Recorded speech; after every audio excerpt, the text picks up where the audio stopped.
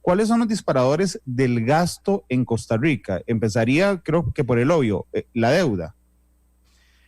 Probablemente el mayor en este momento es la deuda, la tasa de interés, ¿verdad? Esa es muy importante. Luego, por supuesto, salarios y pensiones. Uno diría que esos son como en general los disparadores del gasto más importantes, teniendo presente que se vuelve difíciles de controlar todos. El de la deuda lo podemos controlar por vía de disminución de gasto para llegar y cortar el déficit primario, de forma que podamos en algún momento y en el corto plazo llegar a tener un superávit en la parte primaria y quedarnos únicamente con el déficit financiero. Salarios, pues se ha hecho un esfuerzo importante. Creo que el esfuerzo que se hizo en la 9635, en la ley aprobada en el 2018, es bastante importante. En este momento hay otros esfuerzos que se están haciendo. El tema de las anualidades para el año 21 y 22, el tema de la ley de empleo público que viene a ordenar y a iniciar un proceso, porque no afecta a los trabajadores que hoy están, sino a iniciar un proceso de una nueva estructura de empleo público, donde vamos a estar con un salario único, aunque tengamos 8 familias diferentes en lo que es propiamente el empleo público. Y así podemos seguir con distintos esfuerzos que se han venido haciendo a lo largo del tiempo, pero al final hay que entender una situación, y es que el momento en el que estamos ahora es muy particular, es muy diferente, y uno debiera pensar en soluciones diferentes, pero hay limitaciones legales importantes, claro, que no nos permiten actuar tal vez como uno ve dentro de la lógica financiera que debiera actuar, ¿verdad? Por ejemplo, antes de que usted, don Randall, me pregunte, ok, ¿cómo qué acciones? Bueno, por ejemplo, una acción que me parece que es razonable dentro de la circunstancia en la que estamos, debiera ser una rebaja salarial. Y yo sé que probablemente usted me dirá, y la gente que nos está oyendo, ¿cómo va a hacer usted una rebaja salarial en el sector público? No puedo. No puedo. Resulta que las leyes no están dispuestas para ese tipo de cosas. Las leyes han sido pensadas para incrementos salariales, no para rebajas salariales. Pero imagínense que resulta que mi patrono, que es el Estado costarricense, es hoy más pobre de lo que era hace 6 meses. Entonces, en esa perspectiva, mi patrono debiera poder decirnos a los empleados, vean, tengo un problema, yo me hice más pobre y tengo una situación donde la única forma para darle trabajo a todos ustedes es que todos ganen un poquito menos, que fue lo que hizo la empresa privada.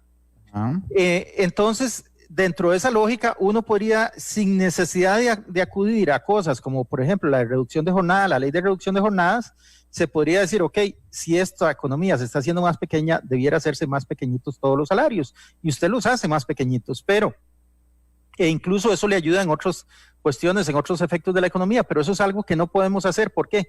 Porque las leyes no están pensadas en términos de que se va a generar una reducción salarial, sino que solo se pensaron en función de los aumentos salariales. Precisamente mañana tengo que ir a hablar a la comisión que está viendo el tema, la ley de empleo público, y eso es uno de los temas que vamos a llevar, porque en situaciones fiscales como la que tenemos en este momento y en medio de una pandemia, pues se hace de la mayor importancia poder contar con esos instrumentos que nos permitan decir, bueno, bajo un 5, un 7, un 10, pero me sirve para ajustar, me sirve para mantener los niveles de empleo, que también es importante en la economía por razones financieras y por razones sociales, pero adapto el costo a lo que puedo pagar. Entonces, eso es un instrumento que me parece que es un instrumento súper necesario para poder administrar momentos como el que estamos viviendo en el presente. Don Elian, usted es mucho, 1000 veces más ducho que yo manejando los números, pero ¿cuánto pesa las remuneraciones en el gasto? Las remuneraciones, nosotros tenemos un presupuesto ordinario de 10 billones y medio, 10.5, hagámoslo, olvidémonos de los billones, de 10.5. De eso más o menos recogemos en impuestos 5. y se nos va en remuneraciones más o menos 2,5%. Es decir, al final las remuneraciones se llevan alrededor de un 25%. Ahí no le estoy hablando de las instituciones autónomas, ahí le estoy dejando por fuera los bancos, etcétera. Eso es gobierno central, eso es poder ejecutivo, fundamentalmente, más poder judicial, poder legislativo, Tribunal Supremo de Elecciones. Ahí hay un 25% de ese contenido. ¿Por qué le menciono solo esos? Porque esos son los que van de alguna forma con el presupuesto central y de ahí es de donde nace el tema del déficit. Claro, si yo, aquí era donde necesitaba que fuera más ducho que yo en los números. Si yo dijera que nosotros vamos a disminuir, si existiera esa posibilidad, que sé que no existe, un 10%, todos los salarios que integran ese 2,5% del presupuesto, la disminución en la partida de remuneraciones bajaría también 10%. Sí, claro. Estamos hablando de 250,000 millones. Y aparte de 250,000 millones, estamos hablando del impacto también en las cargas sociales, lo cual sería importante. Probablemente al final con un 10% nos echaríamos abajo de eso como en unos 300,000 millones, casi un punto del PIB. Casi un punto del PIB. Sí. Sí, bueno, pero la ley no se lo permite. No, hoy no me lo permite. Precisamente por eso le hago la referencia a que es uno de los temas que voy a plantear mañana. Yo sé que no son temas populares, pero es importante que el Estado tenga la previsión y tenga la posibilidad, porque hoy estamos pasando por una pandemia. Claro. Hace 8 meses nadie hubiéramos estado viendo una ley de empleo público y a nadie se le hubiera ocurrido, en caso de una pandemia se pueden bajar los salarios. Yo creo que nadie lo hubiera planteado, pero en este momento me parece que es una cosa de lógica que tenemos que plantear y que debiéramos dejar la previsión ahí. Pero yo no aplicaría para esta. Bueno, no sé si para esta. O usted está intentando que se pueda hacer. Nosotros estamos intentando que se pueda hacer por medio de la reducción de jornada, que es el mecanismo que se estipuló, pero me parece que esto por lo menos a futuro es una previsión que sí debe quedar muy clara. Don Elian, si yo digo, discúlpeme, que el ministro de Hacienda impulsa proyecto para reducir salarios del sector público durante la pandemia, ¿estoy en lo correcto? No estaría en lo correcto porque no lo estoy impulsando para esta. Yo lo quiero dejar como una previsión en la ley de empleo público, una previsión de carácter general en la ley de empleo público. Para esta pandemia en la que estamos, lo que estamos impulsando como gobierno es el proyecto de ley de reducción de jornadas. Y ese sí podría decir usted que el ministro lo está impulsando. Porque y eso tiene fuerza, porque lo conversamos la vez pasada, porque existía la visión desde afuera de que parecía en algunos casos una chambonada, don Elian, y no se lo digo directamente a usted. Lo que pasa es que ha perdido incluso fuerza en la Asamblea. Yo lo veo absolutamente inviable. Bueno, habrá que ver, don Randall, en un momento determinado, si ese proyecto no fructifica, ¿qué opciones podemos manejar frente a eso? Yo creo que es absolutamente viable rescatar los propósitos. Yo aquí, sinceramente, estoy más en función del propósito del proyecto que del proyecto en sí. Creo que el proyecto es, en primer lugar, un tema de solidaridad. Y se lo voy a poner en términos muy sencillos, don Randall, y sé que toda la gente que nos está escuchando va a decir, tiene razón. La encuesta del Instituto Nacional de Estadística, la encuesta móvil para el empleo, lo que nos dice es que hay un 24% de personas desempleadas en el trimestre que estudió. De ese 24%, don Randall, ¿cuántas personas son del sector público? Ninguna. Ok. Ninguna es del sector público. Entonces, ahí es donde viene el tema de solidaridad. Si en el sector público tenemos como característica la estabilidad en el empleo, es importante un tema de solidaridad con el resto de la sociedad. Y esa solidaridad es lo que está pidiendo ese proyecto, es lo que está en ese proyecto.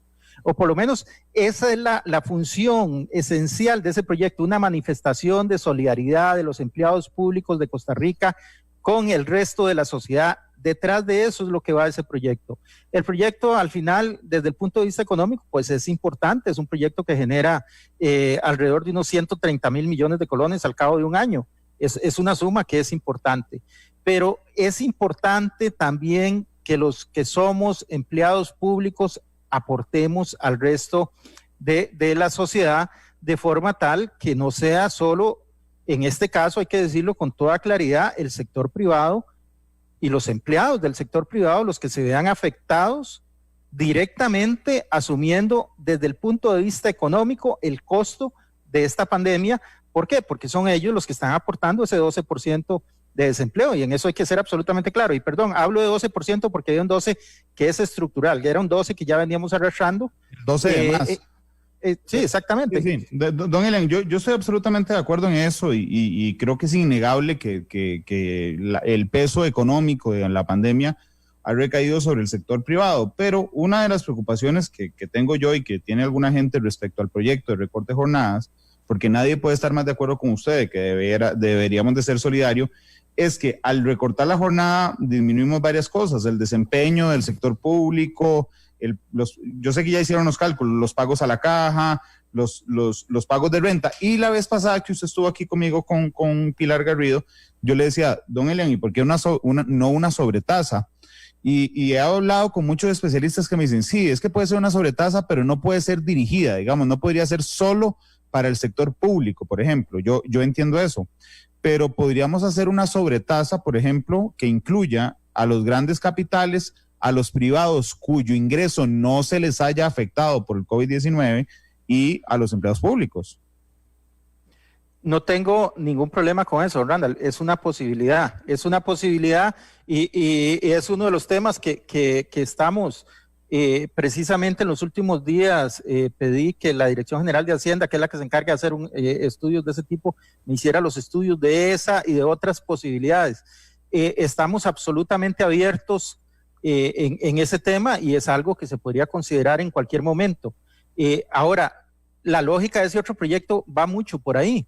En este caso, una sobretasa, bueno, igual, digamos, también probablemente la mayoría de la gente que se encuentra en ese quinto quintil, mucha viene del sector público. El único tema, y precisamente es la explicación que a usted le daban, es que al no poder ser dirigida, tenemos que incluir ahí mucha gente que hoy está en primera línea de la emergencia. Entonces, eso es lo que nos podría generar algún tema, pues tal vez que consideramos un poco injusto, porque hay gente que está ahí, que está batallando el día de hoy con la epidemia y que además va a tener que pagar una sobretasa. Entonces, ese es como un tema de desventaja que tendría un proyecto de ese tipo, pero no es algo que, como yo le dije en aquella oportunidad y le reitero hoy, no es algo que esté despreciando, sino que más bien pedir los estudios sobre el tema, y sé que me los están trabajando y que ya prácticamente me los tienen listos.